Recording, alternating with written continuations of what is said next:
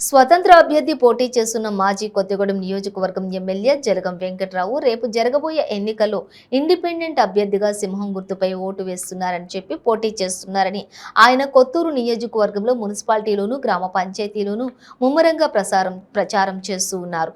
వారికి ప్రజలు గ్రామాల్లోని గాని మున్సిపాలిటీల్లో గాని నీరాజనాలు పలుకుతూ ఉన్నారు.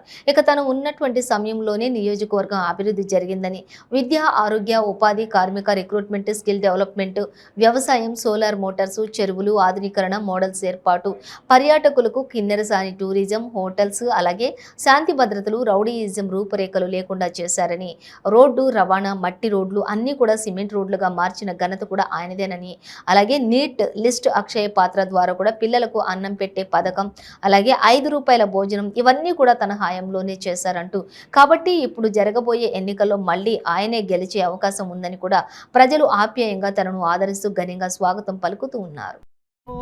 ఇచ్చను జోరు జలగం బలగం తోడవుతారు స్వతంత్ర అభ్యర్థిగా బరిలో.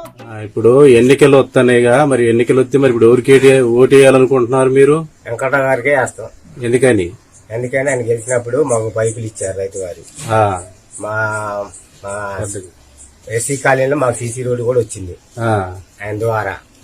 ఇక ఆయన వాడిపోవటంలో మాకు ఏమీ రాలేదు.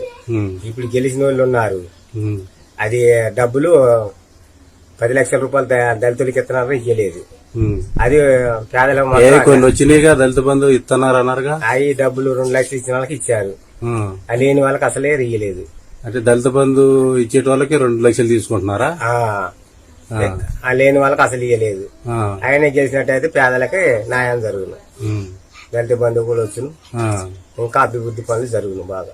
మరి ఇప్పుడు ఆయనకి టికెట్ వచ్చేటట్టు లేదుగా, మరి ఆయన ఇండిపెండెంట్ గా వస్తే వేస్తారా ఓట్లు? ఆయనకే వేస్తాం. ఇండిపెండెంట్ గా వచ్చిన మొత్తం వెంకటరావుకి వేస్తారా?